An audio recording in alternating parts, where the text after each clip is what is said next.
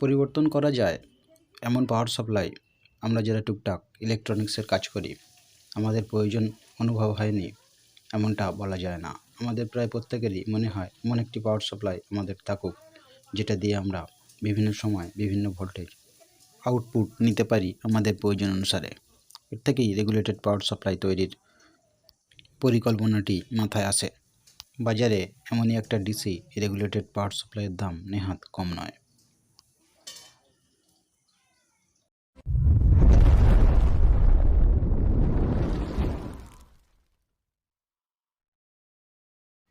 নমস্কার বন্ধুরা, take video চ্যানেলের একটি নতুন ভিডিওতে আপনাদেরকে স্বাগত জানাই।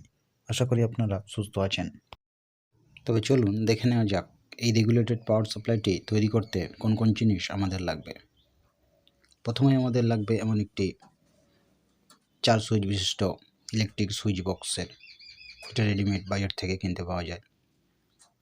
এই রেডিমেড বক্সের ঠিকঠাক মাপ নেওয়াটা একটি অত্যন্ত প্রয়োজনীয় এবং গুরুত্বপূর্ণ বিষয়, কেন এখানেই আমাদের সাপ্লাইটি তৈরির সমস্ত ইনপুট এবং আউটপুট টার্মিনালগুলি বসাতে হবে।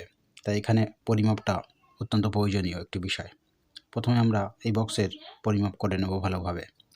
এরপর আমাদের মাথায় ঘুরতে থাকা ডিসি রেগুলেটেড পাওয়ার সাপ্লাইটির খাতা কলমে এর প্রত্যেকটি পার্টসের পরিমাপ গুরুত্বপূর্ণ বিষয়।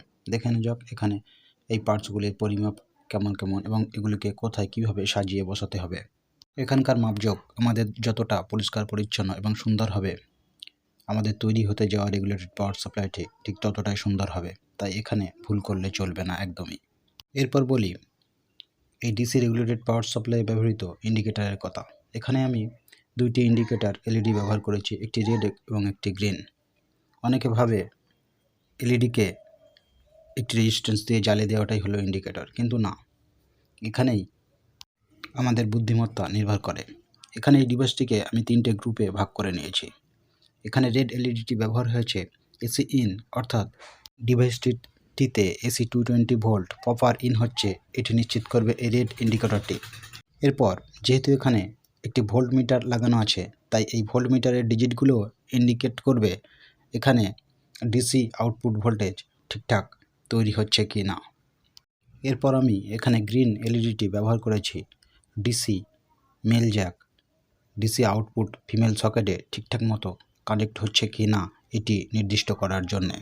এখানে আমি এই 3টি ইন্ডিকেটার 3টি কাজের জন্য ব্যবহার করেছি। এই 3টি বিষয় ঠিকঠাক মনিটরিং করলে আমাদের ডিভাইসটির সমস্ত জিনিসই প্রায় মনিটরিং হয়ে যাবে।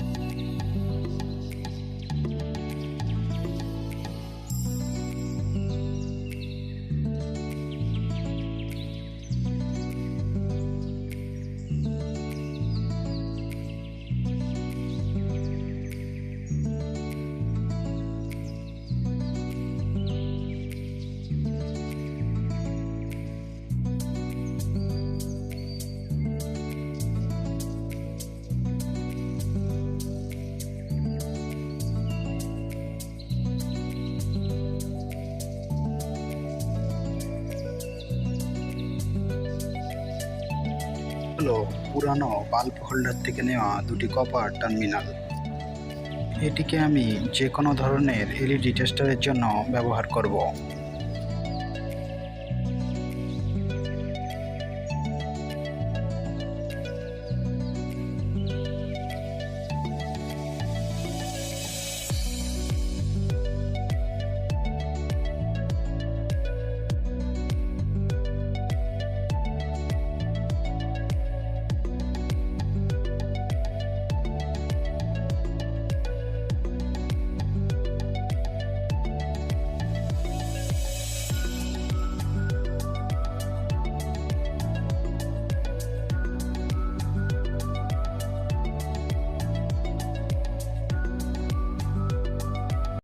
এবারে আসি ঠিকঠাক মাপ অনুযায়ী এই প্লাস্টিকের সুইচ বক্সটিকে কিভাবে কাটিং করতে হবে। এখানে একটি সহজ এবং সাধারণ পদ্ধতি হলো এমন একটি হ্যাকসো ব্লেডের টুকরো আগুনে গরম করে তারপর মাপ অনুযায়ী কাটিং করাটাই হলো সহজ একটি পদ্ধতি।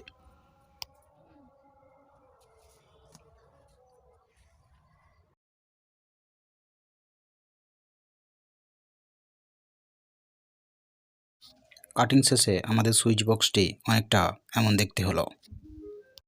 এরপর এই জায়গায় প্রয়োজনীয় কম্পোনেন্টগুলি বসিয়ে ফেলবো এবং বসিয়ে ফেললে কেমন দেখতে হয় সেটি দেখে নেওয়া যাক।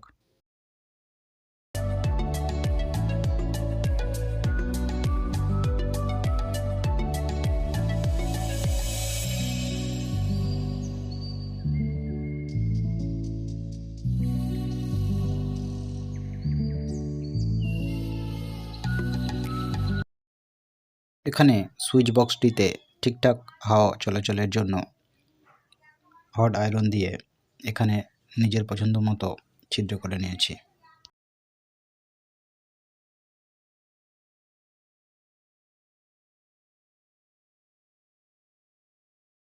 এবারে আসি আমাদের তৈরি রেগুলেটেড পাওয়ার সাপ্লাইয়ের মেন বিষয়ে, অর্থাৎ এর কানেকশানে। সমস্ত কম্পোনেন্টগুলি কিভাবে কানেক্ট করতে হবে সেটি এই ড্রয়িংয়ের সাহায্যে দেখিয়ে দিলাম। এখানে কেউ চাইলে এটির একটি স্ক্রিনশট নিয়ে রাখতে পারে, পরে কাজে আসতে পারে। এখানে LM317 এই রেগুলেটেড আইসিটি ব্যবহার করা হয়েছে রেগুলেটেড আউটপুট পাওয়ার জন্য, এবং LM7805 এই 5 ভোল্টের রেগুলেটর আইসিটি ব্যবহার করা হয়েছে আমাদের ভোল্ট মিটারের ডিসপ্লেটিতে একটি ফিক্সড ভোল্টেজ, অর্থাৎ এখানে 5 ভোল্ট সাপ্লাই দেওয়ার জন্য। এখানে 10K পটেনশিওমিটার ব্যবহার করা হয়েছে আমাদের আউটপুট ভোল্টেজটাকে কম বেশি করার জন্য। এখানে ডিসি ফিমেল সকেটটির সুইচিং পিন দুটিতে কানেক্ট করা গ্রিন এলইডি ইন্ডিকেটরটির কানেকশান একই থাকবে যদি কিনা সুইচিং পিনটি পজিটিভে হয়ে থাকে, কিন্তু সুইচিং পিনটি যদি নেগেটিভে হয় তাহলে এই কানেকশানটি অর্থাৎ এলইডি কানেকশানটি ঠিক উল্টো হবে।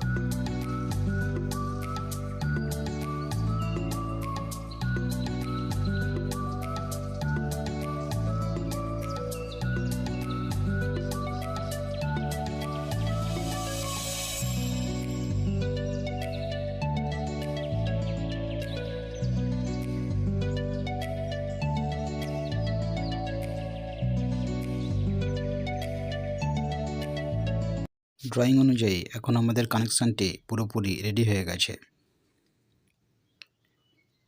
এবার সময় এসছে এটিকে টেস্ট করার।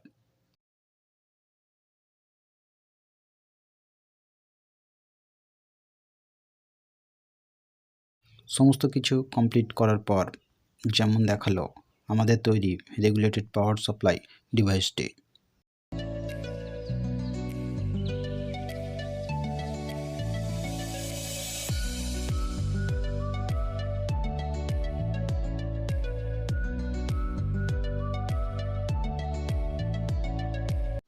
ইন্ডিকেটর বর্ণনা করতে গিয়ে যেমন বলেছিলাম, ডিসি মেল জ্যাকটি প্রপার কানেক্ট হলেই আমাদের গ্রিন এলইডিটি জ্বলবে। না, এখানে দেখতে পাচ্ছি একেবারেই ঠিকঠাক কানেকশান হয়েছে।